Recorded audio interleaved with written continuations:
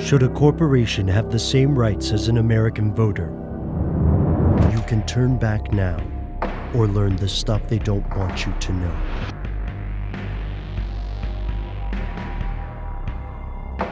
Here are the facts.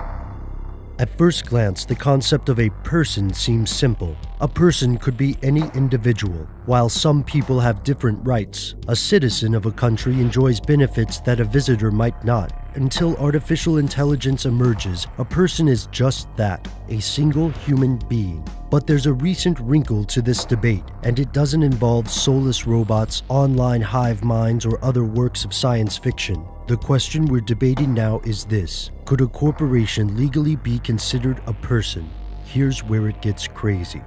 Yes, at least there's a degree of equivalency. In the United States, this notion is often called corporate personhood. It's the idea that corporations have certain legal abilities typically ascribed to humans. This is an old idea. In the US, corporations can own property, hire and fire employees, and so on as a separate entity from the shareholders. So the recent concerns over corporate personhood are less about the idea itself and more about the degree of personhood. How much of a person is a corporation? Does it have a right to free speech?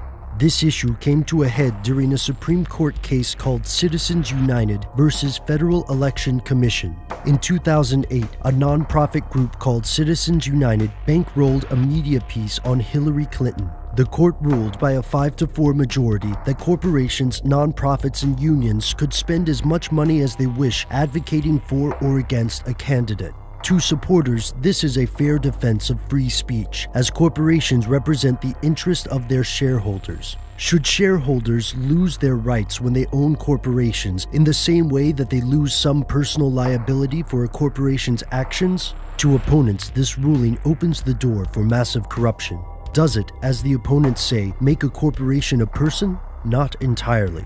There are still certain things a corporation can't do, but there's a growing movement to overturn this ruling. At the time of this recording, April 2013, the Citizens United case still stands, but it remains controversial. So controversial, in fact, that one of the draft dissenting opinions remains unpublished today.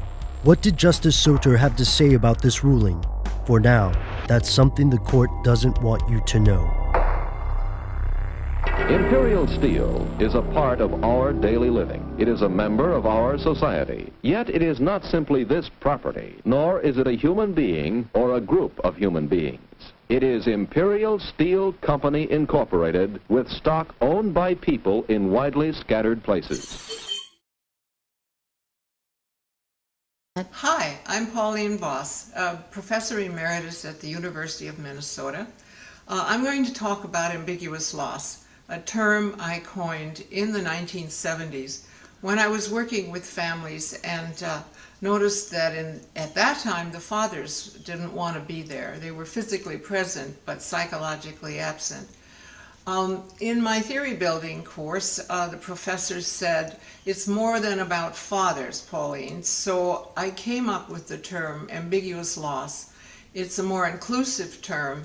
It can include any member of the family who is there but not there, who might be physically missing through being kidnapped, through being away at college, which is more common, or through being in the military, or it could be someone who is psychologically missing, such as with autism or dementia. I'll just read from the book Ambiguous Loss that summarizes all this. There are two basic kinds of ambiguous loss. In the first type, people are perceived by family members as physically absent but psychologically present because it's unclear if they're dead or alive. Missing soldiers and kidnapped children illustrate this type of loss in catastrophic form. More everyday occurrences would be divorce and adoption, for example. In the second type of ambiguous loss, a person is perceived as physically present but psychologically absent. This condition is illustrated in the extreme by people with Alzheimer's disease, addictions, and other chronic mental illnesses. It can also occur when a person experiences serious head trauma. Both types of ambiguous loss, their effects and how people live with them are discussed in many of my writings, but let me say that Ambiguous loss leads to frozen grief, a complicated grief that is very difficult to deal with. However, there are people who have learned to do this by both and thinking, by thinking the person might be coming back, but maybe not, and by dealing with the stress of that, paradox, that they're there, but they're not there. I've written a lot. See the website ambiguousloss.com for that. And I hope you find the term as interesting as I have to study. Researchers from around the world are studying and researching and testing the theory of ambiguous loss now. And I am delighted that a second generation of scholars and researchers and clinicians are picking up on the theory of ambiguous loss, testing it, and improving it even further. Thanks for watching. Science has now discovered that virtually everything to do with weight loss for both men and women is controlled by one master hormone. This hormone that controls 100% of your body's ability to burn fat is leptin. You may not know how leptin works, so let me quickly explain. High levels of leptin speed up your metabolism and signal your body to burn fat, and low levels of leptin slow down your metabolism and signal your body to store fat. Those are the basics. Now get ready for some surprising facts regarding women and leptin. Researchers recently discovered that women naturally have twice as much of the fat-burning hormone leptin in their body compared to men. That's the good news.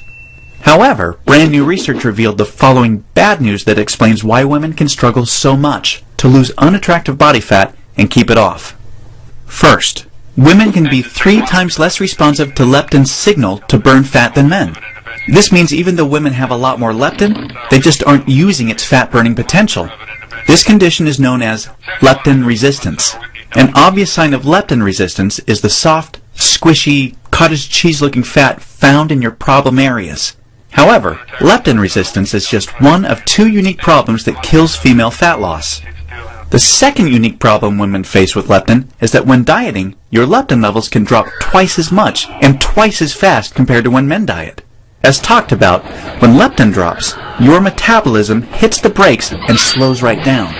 This is exactly why you experience frustrating weight loss plateaus on diets so much faster than men. And have you ever suffered from the terrible rebound weight gain after you stop a diet? Well, that's because your leptin drops significantly, making your metabolism even slower than before you started the diet, resulting in fat piling back on even when you're eating next to nothing. So, to quickly recap, unique problem number 1 you face when trying to lose weight is your resistance or insensitivity to leptin's signal to burn fat, which is basically like having your body's fat-burning switch set to off. And unique problem number 2 you face is the rapid drop in your leptin levels when you diet, which slows down your metabolism substantially and leads to frustrating weight loss plateaus and massive rebound weight gain. Not fun. Fact is, evolution has made it much more difficult for women to lose weight by keeping leptin's signal to burn fat disconnected because of the demands of childbearing and child nurturing. Your body doesn't know or care about your desires for a sexy waistline that looks hot in those skinny jeans. All it knows is the unattractive body fat you're carrying provides stored energy and warmth to ensure protection and survival of the next generation. With this being the case, guess what happens to your leptin issues following pregnancy? Well, they get a lot worse, which is exactly why losing the baby weight can be painstakingly difficult, as my sister Lisa knew all too well. You see, your body's hardwired to fight a losing battle with leptin every single time you attempt to lose weight. And I'm sure you can now truly understand why this is totally not your fault. Yet this is where it gets real interesting. Recall the good news researchers discovered. You naturally have twice as much leptin as a man. This, as odd as it sounds, means you have much more fat-burning potential than men. It's just almost completely untapped. It's like your genetics have been playing a cruel trick on you. Yet, what if I told you there is a solution to turn the tables on your genetics by resetting the way your body utilizes leptin to permanently turn your fat-burning switch all the way on and never let it drop again? Can you imagine how much faster and easier you lose weight when you have your master fat-burning hormone working in overdrive for you instead of against you? The difference is like night and day. Can you picture how much firmer and flatter your stomach becomes and how much tighter and sexier you look and feel? Well, you can make this your reality starting today, just like all of the real everyday women you've been seeing have. There is now a solution proven to deliver these spectacular results, and it's called Metabolic Override. Metabolic Override consists of simple, yet extremely powerful strategies that hold the key to unleashing your full fat-burning potential that your genetics has kept locked away your whole life. These totally unique strategies have transformed Lisa, her friends, and now countless hundreds of women have experienced the same shocking, life-changing results. The tried, true, and proven metabolic override strategies have now been honed into one guaranteed plan for permanent female fat loss.